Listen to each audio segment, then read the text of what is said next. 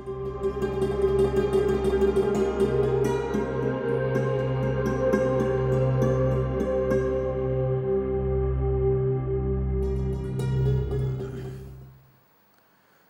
আলাইকুম ওয়া রাহমাতুল্লাহি ওয়া বারাকাতুহু। আলহামদুলিল্লাহি রাব্বিল আলামিন ওয়াসসালাতু ওয়াসসালামু আলা সাইয়্যিদিল আমবিয়াই ওয়াল মুরসালিন ওয়া আলা আলিহি ওয়া সাহবিহিল মায়ামিন ওয়া বা'দ।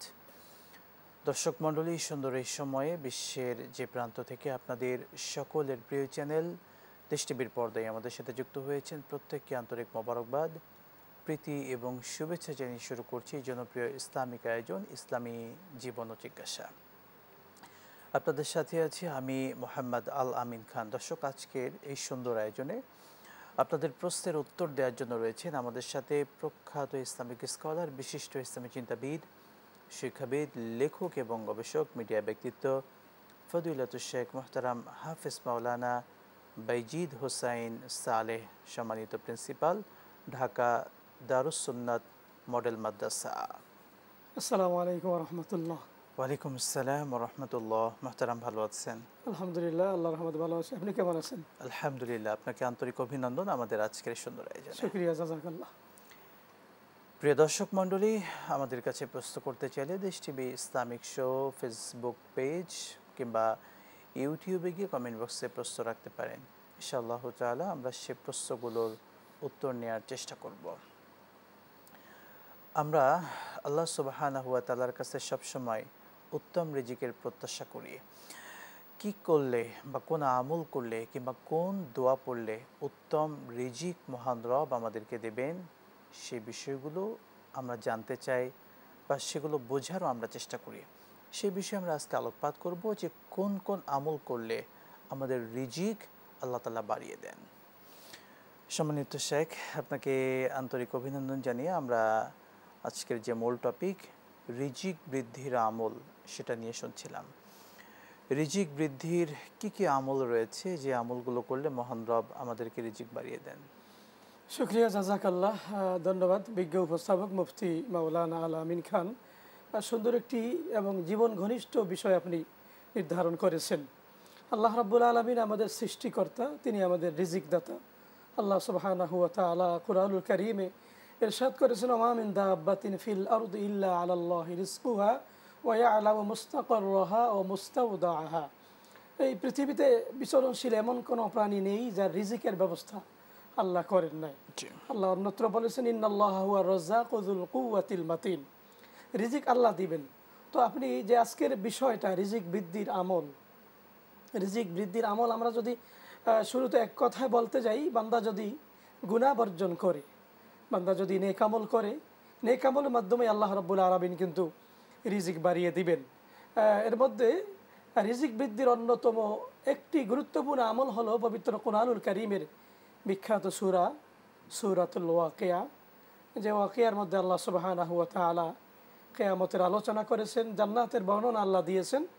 হযরত আব্দুল্লাহ ইবনে আব্বাস রাদিয়াল্লাহু তাআলা আনহু থেকে বর্ণিত, প্রিয় নবী সাল্লাল্লাহু আলাইহি সাল্লাম এই সূরাকে সূরাতুল গিনা নামে অভিহিত করেছেন, ধনী হওয়ার সূরা। এবং আল্লাহ নবীজি বলেছেন যে তোমরা নিজেরা সূরাতুল ওয়াকিয়া শিক্ষা করো এবং তোমাদের সন্তান সন্ততিদেরকেও সূরাতুল ওয়াকিয়া শিক্ষা দাও। তাফসির হক্কানিতে আছে, তাফসিরে রুহুল মানি, তাফসিরে দুররে মানসুরের মধ্যে আসছে যে এই সূরা যদি কেউ প্রতি রাতে তেলাওয়াত করে, আল্লাহ সুবহানাহু ওয়া তাআলা এই সূরা তেলাওয়াতের বরকতে তার রিজিকের অভাব আল্লাহ দূর করে দিবেন। আল্লাহ তাকে দারিদ্র রাখবেন না। মোহতারাম, আপনি অবশ্যই জানেন বা আপনার এই আমল জানা আছে। আমার ব্যক্তিগত লাইফে আমি দেখেছি, অর্থনৈতিক কোনো সমস্যা হলে মাগরিবের পরে খুব মহব্বতের সাথে নিরিবিলি এই সূরাটা পড়ার পরে এমনও দেখা গেছে যে এশার আগে আল্লাহ রাব্বুল আলামিন টাকার ব্যবস্থা করে দিয়েছেন। সুবহানাল্লাহ। তো এটা খুব বিখ্যাত সূরা, পরীক্ষিত একটি আমল এটি বলতে পারি, এবং পরীক্ষিত আমল। এবং আমি শুনেছি আমাদের বাংলাদেশের বড় একজন শায়েখ আল হায়াতুল উলিয়া বেফাকের যিনি চেয়ারম্যান, উনি বলছে যে আমি 42 বছর ধরে এই সূরা আমি মাগরিবের পরে নামাজের মধ্যে তেলাওয়াত করতেছি। আল্লাহ রাব্বুল আলামিন সূরার বরকতে আমাকে যে সম্মান মর্যাদা রিজিক দিয়েছে অপুরন্ত আল্লাহ দিয়েছেন। তো এইরকম আমরাও যদি আজকে যে আপনি আলোচনা নির্ধারণ করেছেন, আমরাও যদি কেউ মানে অভাবে পড়ি, বিপদে পড়ি, মুসিবতে পড়ি, আমরা যদি সূরা ওয়াকিয়া তেলাওয়াত করি। আব্দুল্লাহ বিন মাসউদ রাদিয়াল্লাহু তাআলা আনহু আল্লাহ রসুলের প্রিয় সাহাবী ছিলেন, বড় মুফতি ছিলেন তিনি। তার যেই মৃত্যু সজ্জায় যখন ওসমান জিন নুরাইন রাদিয়াল্লাহু তাআলা আনহু আল্লাহ রসুলের জামাতা, তিনি এসে তাকে বলছিলেন যে আপনাকে কিছু ধন সম্পদ দিব কিনা। তিনি বলছেন না, ধন সম্পদের কোনো কিছুরই দরকার নাই। বলছে আপনি যখন চলে যাবেন, আপনার সন্তান আছে, কন্যার আছে, তাদের জন্য বলছে না, আমার কন্যাদেরকে আমি এমন একটি সূরা শিক্ষা দিয়ে গেছি, সূরাতুল ওয়াকিয়া, আমি বলেছি তোমরা এই সূরা ওয়াকিয়া পড়বে, কারো কাছে হাত পাতবে না, কারো কাছে সাহায্য চাইবে না, একমাত্র আল্লাহ ছাড়া। আমি তাদেরকে শিক্ষা দিয়ে গেছি সূরাতুল ওয়াকিয়া যদি তারা তেলাওয়াত করে তারা দারিদ্র থাকবে না। সুবহানাল্লাহ ওয়া বিহামদিহি। খুবই চমৎকারভাবে আপনি একটি গুরুত্বপূর্ণ আমলের কথা বললেন, অর্থাৎ সূরাতুল ওয়াকিয়া। এটি মাগরিবের নামাজের পরে কেউ যদি নিয়মিত আমল করে, আশা করতে পারি মহান রব তার রিজিকের যে কষ্ট আছে, অভাব আছে, এটা দূর করে দেবেন এবং রিজিকের পথকে প্রশস্ত করে দেবেন। এটা আমরা বিশ্বাস রেখে একটি আমল করতে পারি। আমরা আরও আমল আছে, সেগুলো আপনার থেকে জানবো। একটা প্রশ্ন নিচ্ছি, দর্শক প্রশ্ন এসেছে অনলাইনে, পুরুষের জন্য লাল রঙের পোশাক পরিধান করা এটা উচিত কিনা? জি, শুকরিয়া, সুন্দর প্রশ্ন করেছেন যিনি। পুরুষের জন্য লাল পোশাক না পরাটাই ভালো। লাল পোশাকটা মহিলাদের জন্য এটা জায়েজ আছে। তবে মানে বিধর্মীদের সাথে যদি মিল থাকে, সাদৃশ্য হয়, তাহলে তো এটা অবশ্যই পরিত্যাগ করতে হবে। যে আমি লাল পোশাক পরলাম, বিধর্মীরাও পরে, তাহলে এটা অ্যাবাউট করা ভালো। আল্লাহ রসুলের কাছে আব্দুল্লাহ ইবনে ওমর রাদিয়াল্লাহু তাআলা আনহু থেকে বর্ণিত, আল্লাহ রসুলের কাছে এক ব্যক্তি আসছে, দুইটা লাল কাপড় পরে। লাল কাপড় পরে এসে আল্লাহ রসুলকে সালাম দিল লোকটি। আল্লাহ রসুল সালামের জবাব দেন নাই। এটার মানিটা হলো যে তার গায়ে দুইটা লাল পোশাক। লাল তো আমরা জানি রেড সিগন্যাল, এটা তো একটা বিপদের লক্ষণ। এই জন্য যতটুকু সম্ভব লাল পোশাক পুরুষের জন্য মানে অ্যাবাউট করে চলা, পরিত্যাগ করা, এটাই হলো উত্তম। এটা মহিলারা পরতে পারে। এবং যদি বিধর্মীদের সাথে কোনো সাদৃশ্য না থাকে, সেই ক্ষেত্রে অবশ্যই এই পোশাক সে পরিধান করবে, যেহেতু আল্লাহ রসুলের এটা পছন্দনীয় পোশাক ছিল না, যেটা আমরা এই হাদিসের মাধ্যমে জানতে পারি। এই জন্য পুরুষের উচিত হবে এটা অ্যাবাউট করে চলা, পরিত্যাগ করা। মোট কথা আমরা পরিষ্কারভাবে যে বিষয়টি আপনার থেকে বুঝতে পারলাম, পুরুষরা লাল পোশাক পরিধান করবে না, অন্য কালার, অনেক কালার রয়েছে, সে কালারগুলো পরবে। মোট কথা আমরা এখানে কেন না জিজ্ঞাসা করে আমরা বলবো আল্লাহ নবী এটা অপছন্দ করেছেন, আমরা সেখান থেকে বিরত থাকবো। এটাই কিন্তু আমাদের হওয়া উচিত। অসংখ্য ধন্যবাদ আপনাকে সম্মানিত মোহতারাম। আমরা আপনার থেকে রিজিক বৃদ্ধির আমল দিয়ে শুনছিলাম। আপনি রিজিক বৃদ্ধির একটি আমলের কথা বলেছেন, আর কি কি আমলে মহান রব আমাদেরকে রিজিক বৃদ্ধির সে পথকে প্রশস্ত করে? আরেকটি বিষয় আছে রিজিক বৃদ্ধির, আরেকটি বিষয় বেশি বেশি কোরআন তেলাওয়াত করা, বিশেষ করে সূরাতুল কলাম। আপনার একটি সূরা আছে 29তম পারার দ্বিতীয় সূরা। এই সূরা যদি কেউ পড়ে নামাজের মধ্যে, বিশেষ করে নামাজে যদি পড়ে, তার অভাব অভিযোগ আল্লাহ রাব্বুল আলামিন দূর করে তার রিজিকের আল্লাহ ফয়সালা করবেন। সুবহানাল্লাহ। এরপর আপনি জানেন যে বিখ্যাত হাদিস আছে, আল্লাহ রাসূল বলেছেন মাল্লাজিম আল ইস্তিগফার জাআলাল্লাহু মিন কুল্লি দায়িকিম মাখরাজা ওয়া মিন কুল্লি হাম্মিন ফারাজা ওয়া রাযাকাহু মিন হাইসু লা ইয়াহতাসিব। আপনার রিজিক কত লাগবে, আপনার কত ধরনের রিজিক চাই, কত ধরনের খাবার চাই, কেউ যদি ইস্তিগফার পড়ে, আস্তাগফিরুল্লাহ রাব্বি মিন কুল্লি যামবি ওয়া আতুবু ইলাইহি লা হাওলা ওয়ালা কুওয়াতা ইল্লা বিল্লাহিল আলিয়্যিল আযীম, একটা হাদিস আছে। আরেকটা আছে আস্তাগফিরুল্লাহাল আযীম আল্লাযী লা ইলাহা ইল্লা হুয়াল হাইয়ুল কাইয়্যুম ওয়া আতুবু ইলাইহি। এতটুকু যদি আমরা না পারি, আমরা আস্তাগফিরুল্লাহ আস্তাগফিরুল্লাহ এটা যদি আমরা পড়ি, আল্লাহ রসুল বলেছেন আল্লাহ সুবহানাহু ওয়া তাআলা তাকে এমন জায়গা থেকে রিজিকের ব্যবস্থা করে দিবেন যে রিজিকের কল্পনা বান্দা কোনো সময় করে নাই, কোনো সময় করে নাই। এজন্য আমরা বেশি বেশি ইস্তিগফার পড়ব। ইস্তিগফারের কারণে আল্লাহ সুবহানাহু ওয়া তাআলা গুনাহ খাতা মাফ করে দিবেন, সম্মান মর্যাদা বাড়িয়ে দিবেন, আল্লাহ রাব্বুল আলামিন হায়াতে বরকত দিবেন, বিপদ আপদ থেকে আল্লাহ হেফাজত করবেন। এরপরে আমরা যে 3 তাসবির, হাদিসে 3 তাসবির বিষয়টা আছে, 3 তাসবির ভিতরে একটা হলো আস্তাগফিরুল্লাহ আস্তাগফিরুল্লাহ রাব্বি মিন কুল্লি যামবি ওয়া আতুবু ইলাইহি লা হাওলা ওয়ালা কুওয়াতা ইল্লা বিল্লাহিল আলিয়্যিল আযীম। এই ইস্তিগফার আমরা যত বেশি পড়ব, আল্লাহ রাব্বুল আলামিন তত বেশি আমাদেরকে রিজিক দিবেন এবং বান্দার কল্পনার বাহির থেকে অন্য জায়গা থেকে আল্লাহ রিজিকের ব্যবস্থা করে দিবেন। এই জন্য আমাদের উচিত হবে বেশি বেশি ইস্তেগফার করা। কারণ আমরা বিশেষ করে আমরা যারা রাজধানীতে থাকি, আমাদের ইচ্ছায় অনিচ্ছায় অনেক গুনাহ হয়ে যায়। গুনাহ মুক্তির জন্য ইস্তেগফার করা দরকার এবং রিজিক বৃদ্ধির জন্য আল্লাহ রাব্বুল আলামিনকে ইস্তেগফার করা দরকার, বেশি বেশি কোরআন তেলাওয়াত করা দরকার। আমরা যে যতটুকু জানি, আমি যদি 4টা সূরা জানি, আমার উচিত হবে 4টা সূরাই পড়া, সূরাতুল ফাতিহা, ইখলাস, ফালাক, নাস। আমি আরও যদি বেশি সূরা জানি, বেশি সূরা পড়ব। সূরাতুল ইয়াসিন যদি কেউ ব্যক্তি সকালবেলা পড়ে, মান করা সূরাতুল ইয়াসিন ফি সুবহিন নাহারি কুদিয়াত হাওয়াইজুহু, সকালবেলা কেউ যদি সূরাতুল ইয়াসিন তেলাওয়াত করে, আল্লাহ সুবহানাহু ওয়া তাআলা ওই দিনের যত প্রয়োজন আছে, হাজত আছে, সবকিছু আল্লাহ পূরণ করে দিবেন। সুবহানাল্লাহি ওয়া বিহামদিহি। খুবই চমৎকারভাবে শেখ আপনি বললেন। আসলে আমরা দুটি আমলের কথা আপনার থেকে এবারে পেলাম। সেটি হচ্ছে এক তো বেশি বেশি ইস্তেগফার পড়তে হবে এবং কোরআন কারীমের তেলাওয়াত করতে হবে। তাহলে আশা করা যায় যে মহান রব এই আমলগুলোর মাধ্যমে আমাদের রিজিকের পথকে প্রশস্ত করে দেবেন। এবং সকালবেলা বিশেষ করে আপনি যেমনটি বললেন সূরাতুল ইয়াসিন পড়া, তাহলে সারাদিনের পেরেশানিগুলো কিন্তু আমরা মুক্তি পেতে পারি। সে আরেকটি বিষয় আমরা অনলাইনে প্রশ্ন এসেছে, আমরা অনেক সময় কম বয়সে চুল পেকে যাই। কম বয়সে যদি চুল পেকে যায়, সেই চুলগুলোকে উপড়ে ফেলা যাবে কিনা? শুকরিয়া, জাযাকাল্লাহ, প্রশ্ন করেছেন যিনি, ধন্যবাদ। কম বয়সে যদি চুল পেকে যায়, এই সাদা চুলগুলো আসলে উঠানোটা ঠিক না, অনুত্তম কাজ। উত্তম বিষয় হবে, ভালো বিষয়টা হবে মেহেদি জাতীয় অনেক ধরনের রং আছে, এগুলো দিয়ে সে তার সাদা চুলটাকে সে কালো করে নিবে। সেই ক্ষেত্রে সে চুলটা উঠাবে না।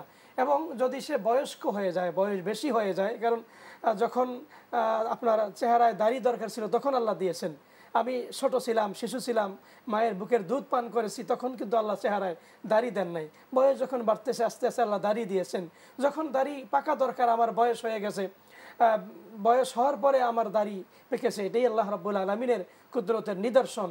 এজন্য কেউ যদি বয়স্ক লোক দাড়ি, সাদা দাড়ি, মানে পাকা দাড়ি উঠিয়ে ফেলে, এটা চুল উঠিয়ে ফেলে, এটা তার জন্য ঠিক হবে না। আল্লাহ রাব্বুল আলামিন যেটা চেয়েছেন, যেভাবে চেয়েছেন, সেভাবেই আমাদের খুশি থাকতে হবে, আল্লাহর উপর আমাদের তাওয়াক্কুল করতে হবে। তবে এই আল্লাহর এই নিয়মের আমরা যেন পরিবর্তন না করি, আমরা হাত যেন না দিই।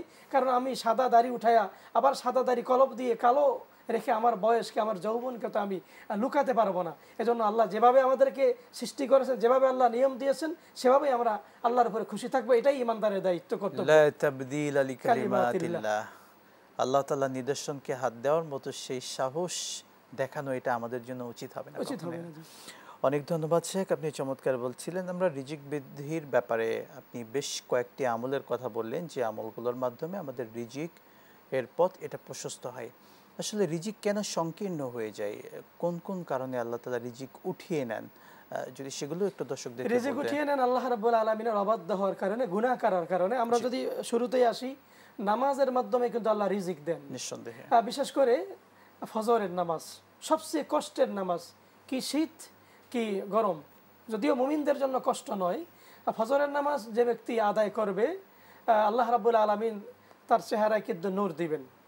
ফজরের নামাজ যিনি আদায় করবেন, সে যেন ঈমানের পতাকা নিয়ে বের হয়ে গেল। ফজরের নামাজ যিনি আদায় করবেন, আল্লাহ তাকে রিজিক দিবেন। ফজরের নামাজ যিনি আদায় করলেন জামাতের সাথে, আল্লাহ রাব্বুল আলামিন অর্ধ রাত ইবাদত করার সওয়াব তাকে দান করবেন। এজন্য আমরা তো আমাদের কারণে রিজিক আমরা নষ্ট করি। আমরা এই নামাজ পড়ি না, আমরা আল্লাহর বিধান মানি না, আমরা হারাম গ্রহণ করি, আমরা হালাল গ্রহণ করি না, আমরা বিভিন্ন অন্যায়ের সাথে জড়িত হয়ে যাই, সুদের সাথে, ঘুষের সাথে, মিথ্যা, প্রতারণা, ধোঁকাবাজির সাথে আমরা জড়িত হওয়ার কারণে আমাদের রিজিক কিন্তু কমে যায়। এজন্য এই সমস্ত গুনাহ থেকে আমি কিন্তু শুরুতেই বলেছি, গুনাহ আমাকে অবশ্যই বর্জন করতে হবে, আল্লাহর কাছে তওবা করতে হবে। আত্তাইবু আনি যামবি কামাল্লা যামবা লাহু। আমি যদি মনে করি আমার গুনাহ নাই, অবশ্যই আমার গুনাহ আছে, আমার গুনাহ আছে। এজন্য আল্লাহ রাসূলের জীবনে কোনো গুনাহ ছিল না, তারপর আল্লাহ রাসূল দৈনিক 70 বার, কোন বর্ণনায় আছে 100 বার ইস্তেগফার করেছেন। শুকরান, জাযাকাল্লাহ। আমরা শুনবো আপনার থেকে বিরতির পরে। প্রিয় দর্শক মণ্ডলী, দেশ টিভির পর্দায় এই সুন্দর আয়োজন দেখবেন আবারও। সময় হলো এই পর্যায়ে ছোট্ট বিরতির, সঙ্গেই থাকুন, ফিরছি ইনশাআল্লাহ।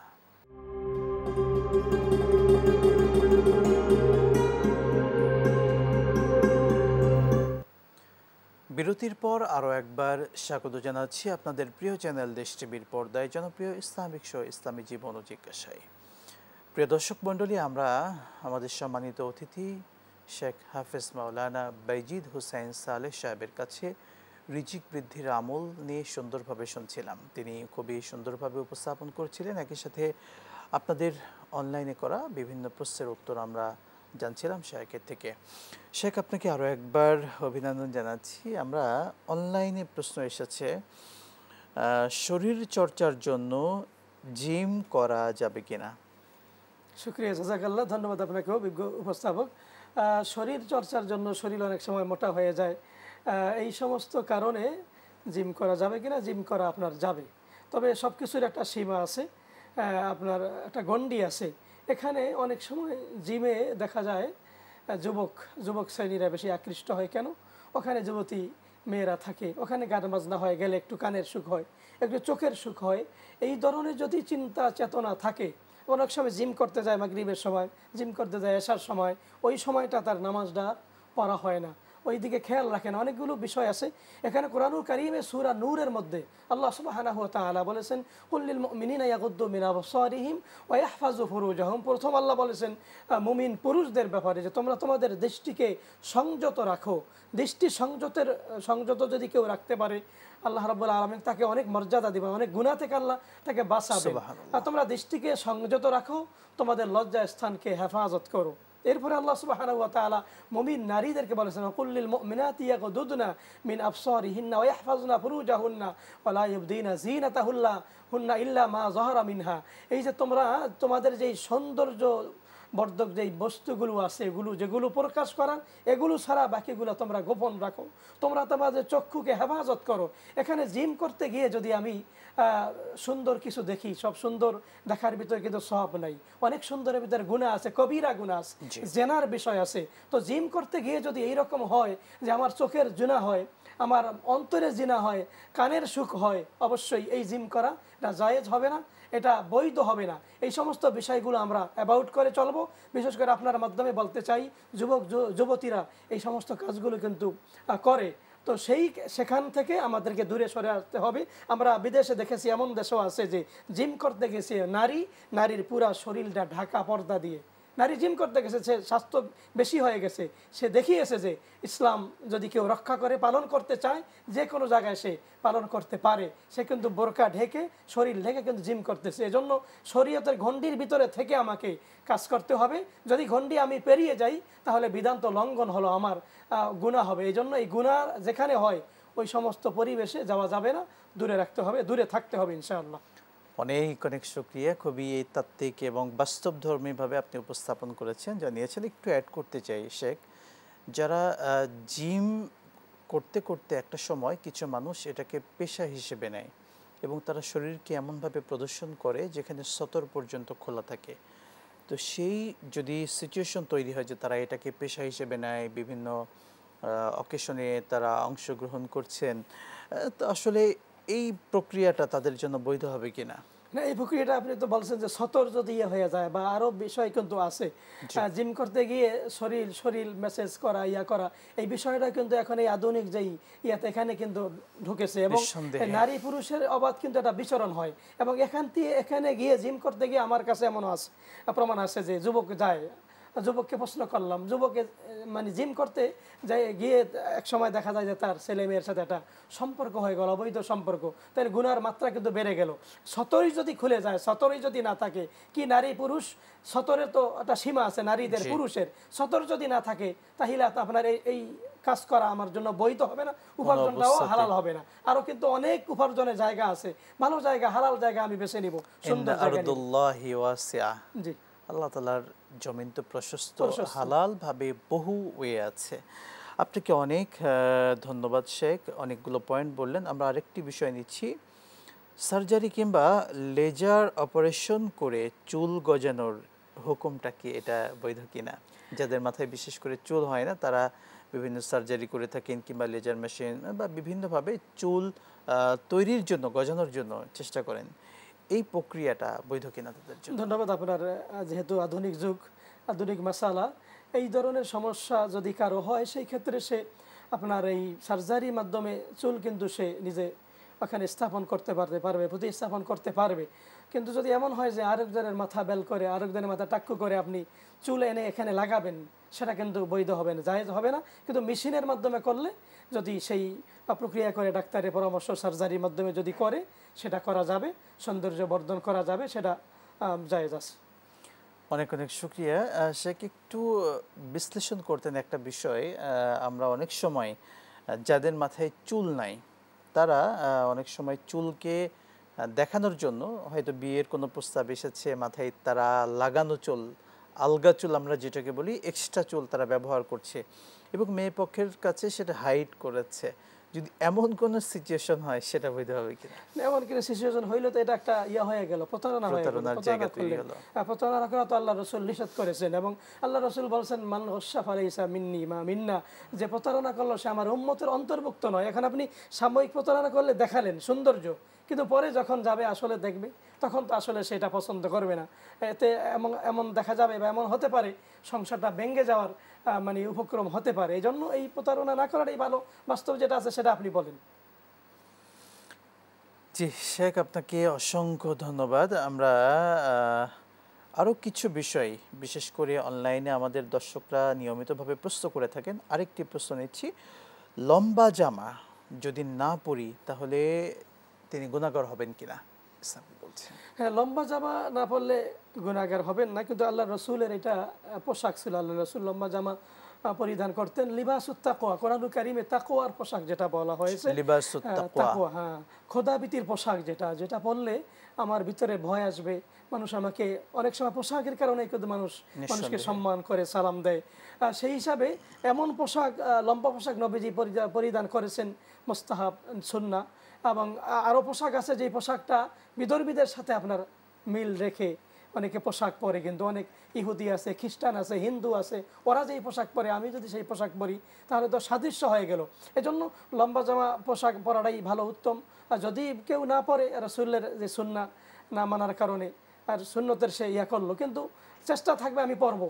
আল্লাহ রসুলের পোশাক কিন্তু তুরস্কের ইস্তাম্বুলে সেই মিউজিয়ামে কিন্তু আল্লাহ রসুলের যেই শেষ জীবনের যে পোশাকটা ছিল, এই পোশাক কিন্তু সেখানে জাদুঘরে আছে, লম্বা পোশাক। আর লম্বা পোশাক দিয়েই কিন্তু আমাদের কবরে শুইতে হবে। এই জন্য আমরা চেষ্টা করব আল্লাহ রসুল যেভাবে করেছেন।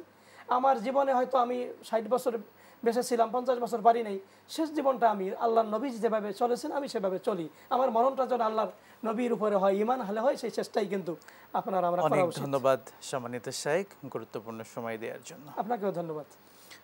দর্শক মণ্ডলী, জানার অনেক কিছু আছে, জানতেই হবে, কেননা যেন সহজে আমরা মানতে পারি। আর ইসলামিক বিধানগুলো যদি সুন্দরভাবে জানি, সঠিকভাবে জানি, তাহলে আমরা ইসলাম পালন আমাদের জন্য অতি সহজ হবে। আর ইসলামের এই বাণী প্রচার করতে দেশ টিভি নিয়মিত আয়োজন করেছে ইসলামী জীবন ও জিজ্ঞাসা অনুষ্ঠান, যেখানে নিয়মিতভাবে অসংখ্য ইসলামিক প্রোগ্রাম হচ্ছে, আপনারা দেখছেন, আরও দেখবেন। আল্লাহ তাআলা আমাদের প্রত্যেকটি ভালো কাজ কবুল করুন। আল্লাহুম্মা আমিন। বিদায় নিচ্ছি। আসসালামু আলাইকুম ওয়া রাহমাতুল্লাহি ওয়া বারাকাতুহু।